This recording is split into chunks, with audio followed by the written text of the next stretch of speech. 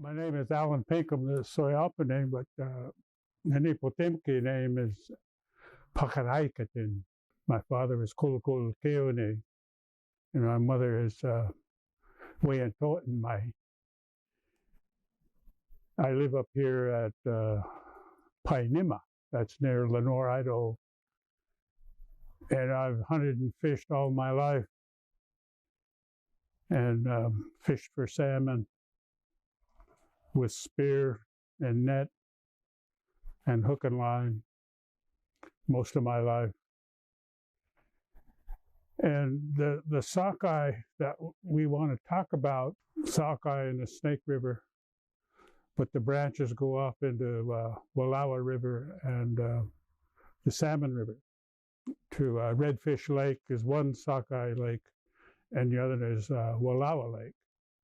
But the Wallowa Lake sockeye is extinct. You know, there's no sockeye that go in there now. But historically, Nez Perces fished there. There actually was a village right near the outlet of the lake where they camped and they fished for sockeye. They did that up until about 1920. They went there to catch sockeye. And then the run started dwindling after Bonneville Dam went in, which is about, I think, 1932. From there on, the sockeye run dwindled, as well as other stocks in the Columbia River Basin. And there is little stories of Nez Perce going to Wallowa Lake to fish, not only for sockeye, but chinook and steelhead as well. Up until probably the early 30s. And from then on, the run just disappeared because of irrigation projects, diversion of water from the Wallowa River and the lake, of course. And if there's going to be any recovery, I think that should be done. A lot of the fish stocks are disappeared or they're threatened right now. And sockeye being absent from the lake for, what would it be, 70, almost 90 years now. And if dam removal is one way to do it, I say let's go for it. The Corps of Engineers built too many dams on the Snake River, particularly, and the removal of the dams on the lower Snake River would be one tremendous step in the right direction. It'll solve a lot of problems. It'll lower the river temperature, increase natural flow. The riparian zone would probably be restored much more quickly. The water temperature would be lowered. I'm pretty sure that would occur as well. So there's a lot of environmental impacts, I think, that we could reverse with dam removal. And this is the most positive step. Of course, there's other environmental impacts, but this would be one of the most major restoration efforts if dam removal was accomplished on the lower Snake River and also other dams as well. So that's my story. Tatsaluf, good afternoon. My name is Julia Davis-Wheeler, and I was born and raised here in this area. I've lived here all my life, went to school at various colleges and universities, but I always came back. I want to talk about the salmon and what it means to me as a woman. When I was growing up, I would go with my uncles when they would go fishing in our tributaries. After they would stock the tributary with trout or whatever, we would go there, and I would be right there with them when they went fishing. And then I learned how important the fishing rights were for us as people, as women. I also learned how to clean a fish, how to gut them, how to cut them, and cook them. And this was good. This was very good. The thing that I'm concerned about is for the future that our young women, they need to learn how to take care of the fish.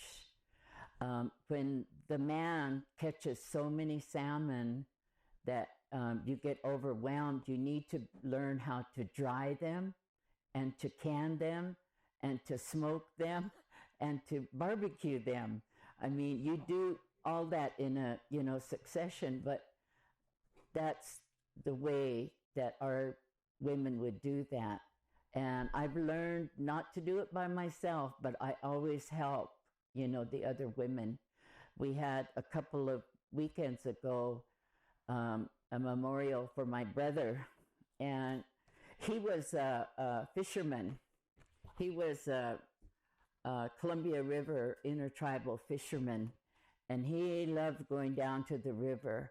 And so when we had the memorial, we had some men folks come, and they cooked salmon over an open fire, and it was very, very good. And we would have to literally drag my brother off of the river to get him to come home because he didn't want to leave. He always wanted to stay a little bit longer. But it is so important, our fishing rights and our hunting rights and our gathering rights. I'd like to talk about the environment on the Nez Perce Reservation. We depend on the environment to have a good fish run. We depend on the environment to have good growth of our huckleberries, our berries, and generally our foods that we have to dig up. Also, the environment is good for not just our wild game and our gathering, but it's also tied to our living as a Nez Perce people. And my feel as a member of the Circle of Elders is that we need to look out for the environment for our future generations, our grandchildren, our great-grandchildren, and help them understand the importance of that.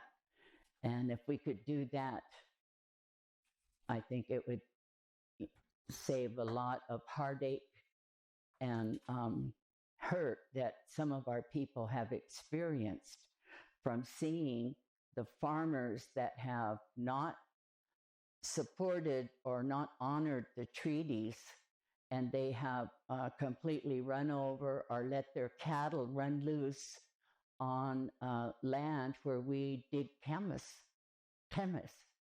Camas is the root that we like to dig for our people during the whole year, for our ceremonies, for our churches, and for our dinners that we have when people come to visit us. So I just really believe that this program, protecting our environment, is important, and I support it 150%. Yeah, hello. My name's Jim Spencer. I grew up in Lapwai and in Kuski, Idaho. The story I'd like to share with you today is there's a silver bridge that was built in Kuski many years ago. And my great-grandfather,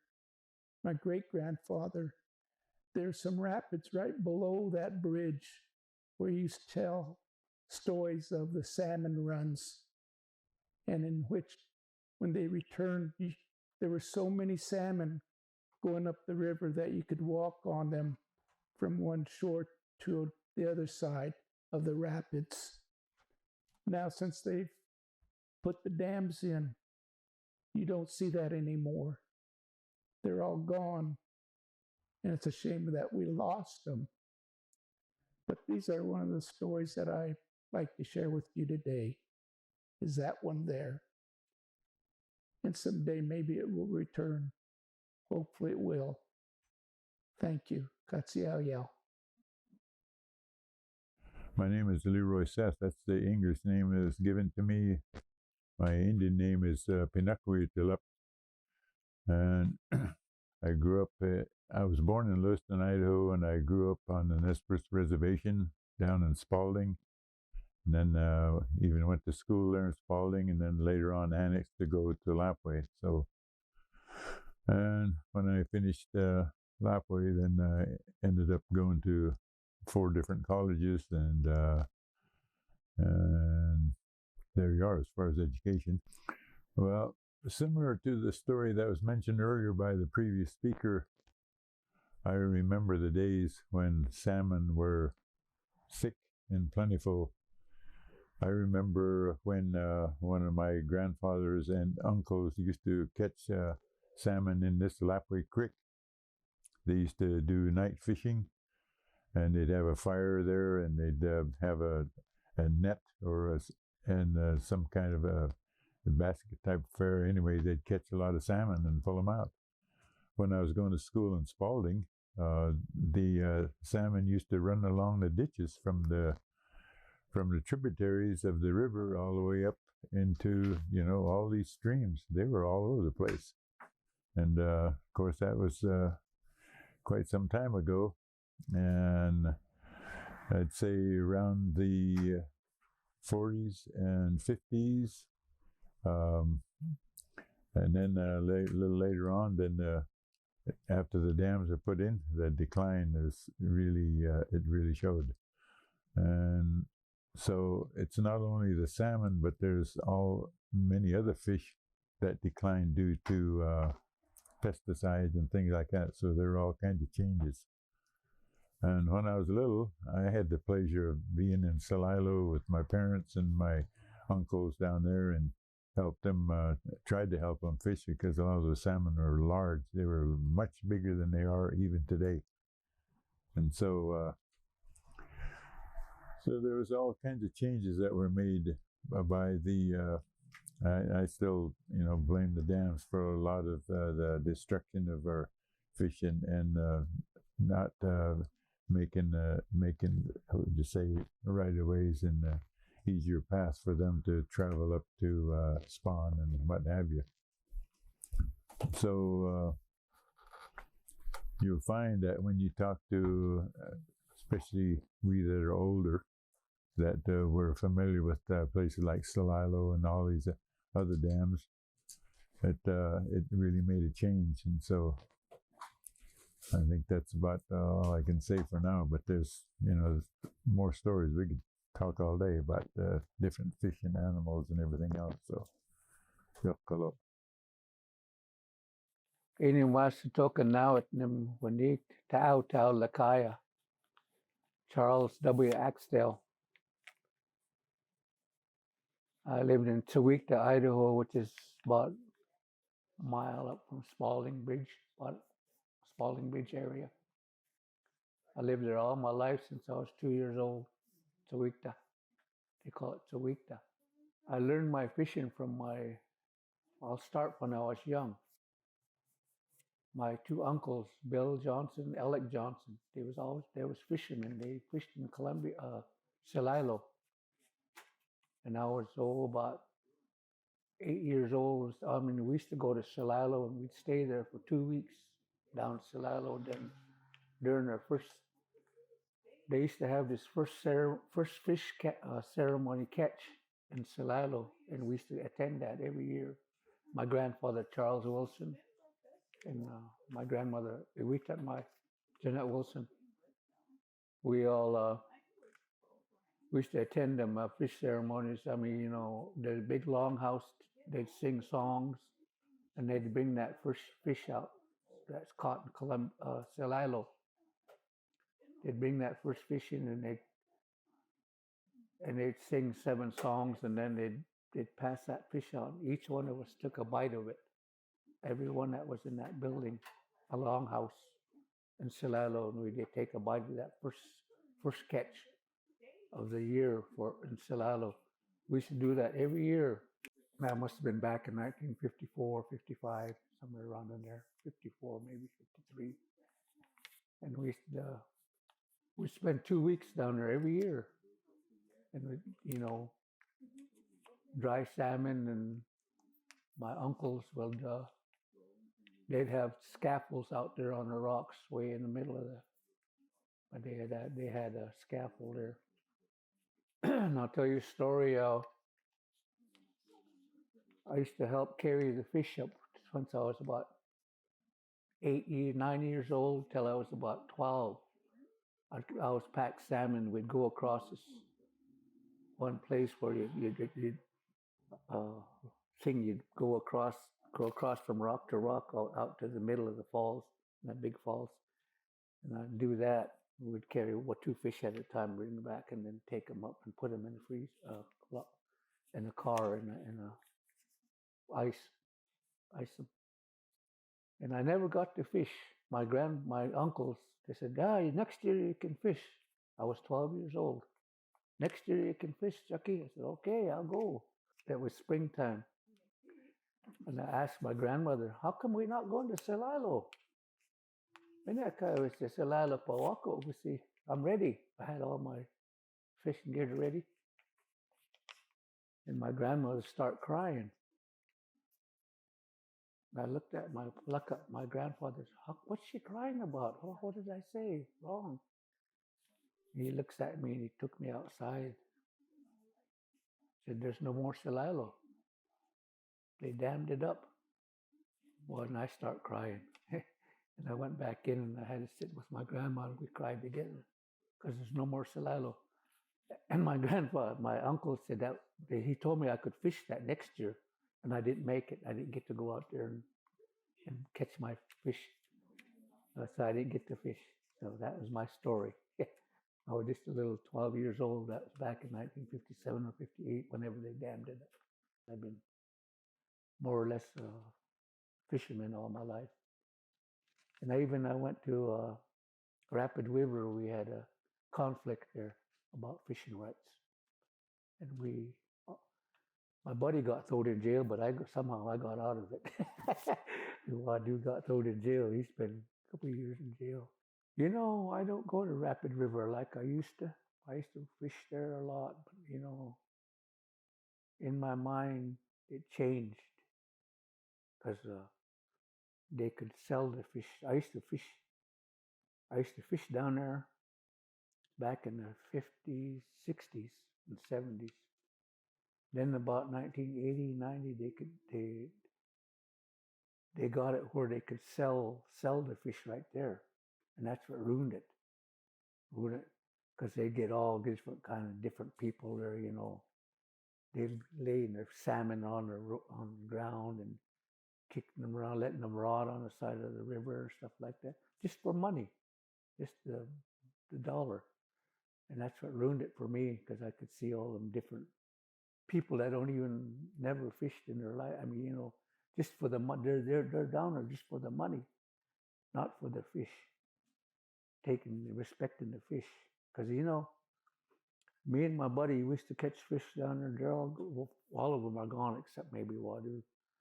But we used to catch fish down there back in the 60s, and we'd bring them to the senior citizens, and we'd just give it to them. And they try to give him money, and I said, no, this is yours. This is mine. And I'll bring you some next year. Get a bigger refrigerator, I tease him. Get a bigger freezer, and I'll give you more next year. Stuff like that. My grandmother, she spoke all Nez Perce. She didn't speak English language. That's the way I've been brought up. So Tokatimki, all of it. That's what I knew till I was about 6 years old, till they sent me to school. Because she'd talk every day and we'd eat. And that's why I know all the different fish, like Suyam, Natso, Haya, all the different names for all the fish, And that's my very first thing for the younger fishermen. Respect your elders, respect your fish, and respect the water. And you respect that, and you'll get by. You show respect to life, My name is Vera June Slickpoo. That's spelled SLICKPOO, Sonneck, Sonneck. I grew up in Lapwai, just probably a mile out of north of Lapwai. Lived there most of my life, well, my young days, till I was about 18 years old. But before age 18, I don't remember a whole lot about my father going out fishing. He did fish, but he had a cousin living down Celilo. And so we would go down there, and he would borrow their nets to go down to fish, but he didn't regularly fish down there for salmon. With my mother, we and the family used to go to the mountains to pick huckleberries and whatever other we went to the mountains for. And it would be like several days, and then before we went home. And my uncle on this side, to your right side, I guess, is my Uncle Harrison Lott, married to my auntie, my mom's older sister. He was the one who used to go fishing down the Dell or Celilo to fish. He served on the tribal executive council of this tribe, and they worked hard on preserving their, hanging on to their fishing rights, talking about the 1855 treaty with the U.S. government, and that they wanted one of the rights to be held for the Indian people, that they can go fishing within the area of their travels, where Nez Perces traveled. And where he is pointing at on the sign is the dam at Celilo.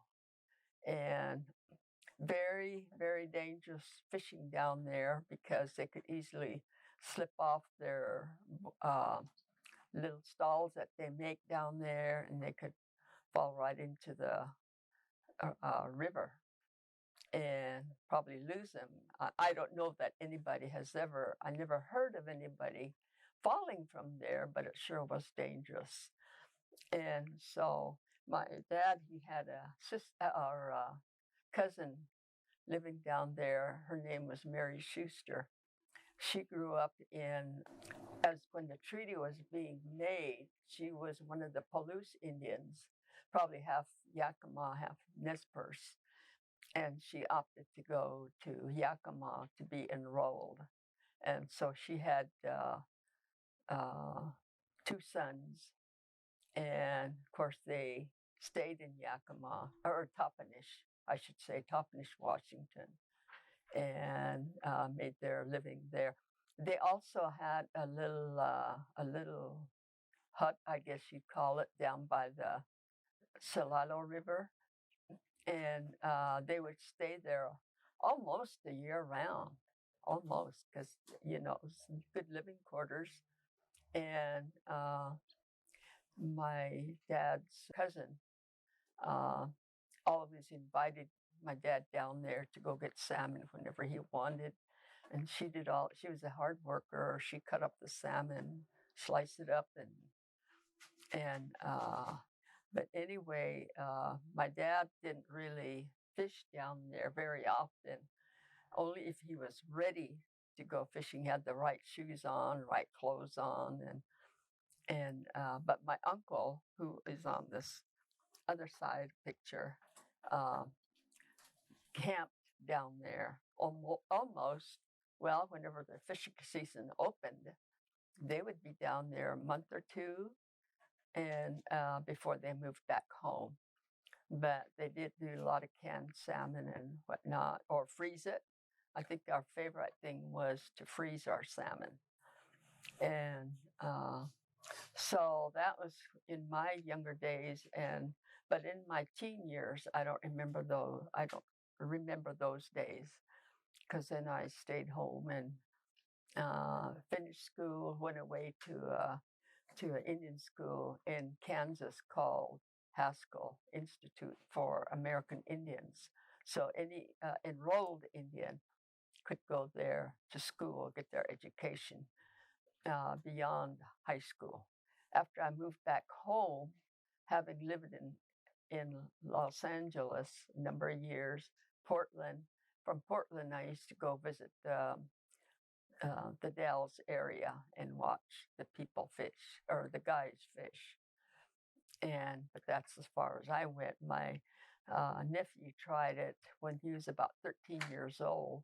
One Indian man from there let him use his pole or dip net, and he did catch one, a little jack salmon, I guess you call them, and he just gave that to him and let him take it home. I'm known as Lakapsima. I grew up in Eastern Oregon. My name is Silas Whitman. My mother was the commercial fisherman who fished on our Walla Walla sites, which were family sites, and on the Columbia. Then we drifted further down, just based on what the elders told us where we would be able to, get the fish, to help with the food for the camps and so forth. My mentors those days were my older cousin, Gabby Hayes, he and his mother, Marty Antone. We'd go to the Grand Arana River up by Catherine Creek. And his mother she'd have her dress on and she'd roll her dress up to her knees, and she'd go out and she'd hook salmon out 2 at a time. She'd come out, she was dragging a big fish out of the water. She'd just say, you guys take too long, let me do this. And so I remember Gabby telling me, she says, get out of the way and let the women folks go at it. I said, yeah, they're faster. And it was kind of a custom I observed, and Maud was telling me, my Aunt Maud, that they were at Upper Columbia before they dammed it up. And she was a girl. She remembers different tribes, but mainly Colville. All the ones were going out, and the women folks would be the ones that would actually herd the fish to the fishermen, singing those songs. And I can hear them, but all the Walla Walla ladies were always able to, know those songs and know what they meant, and so they don't do that no more. They don't. I was fortunate enough to see that and to hear it.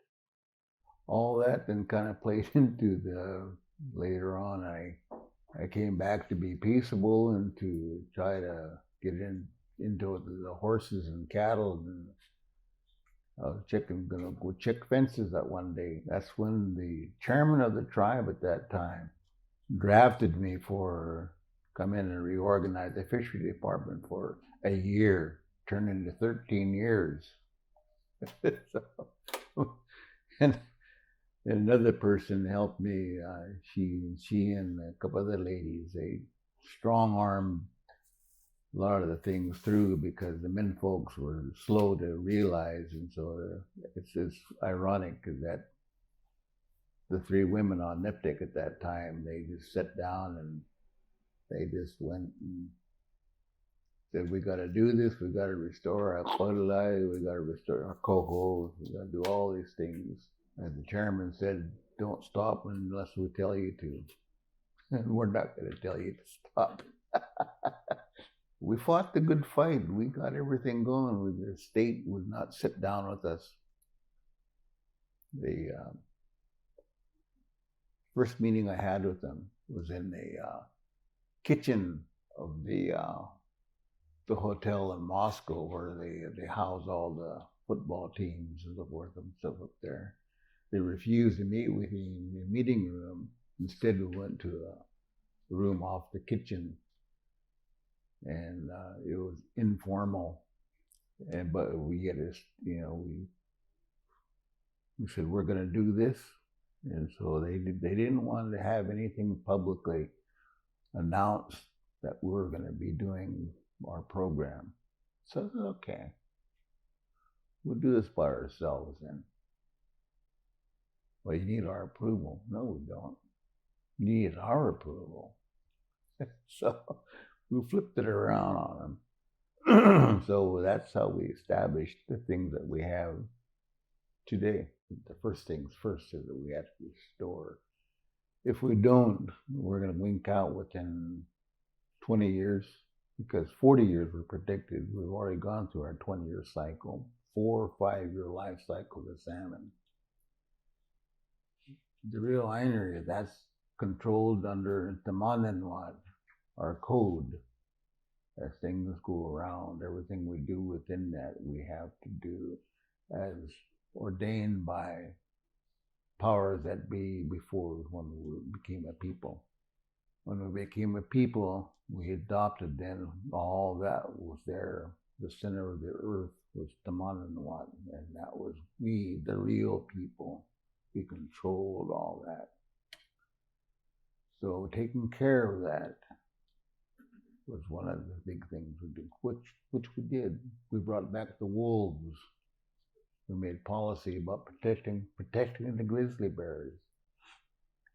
But, we fight to preserve our plants, roots, herbs, everything, because they're all connected to the fish. That makes the wheel go around in our life. So what comes next? Back in the 1980s, when I was chairman of the Columbia River Intertribal Fish Commission, I told my staff, let's go public and say that dams kill salmon. And my staff said, no, Alan, you're going to get shot. Because that was the sentiment of that day.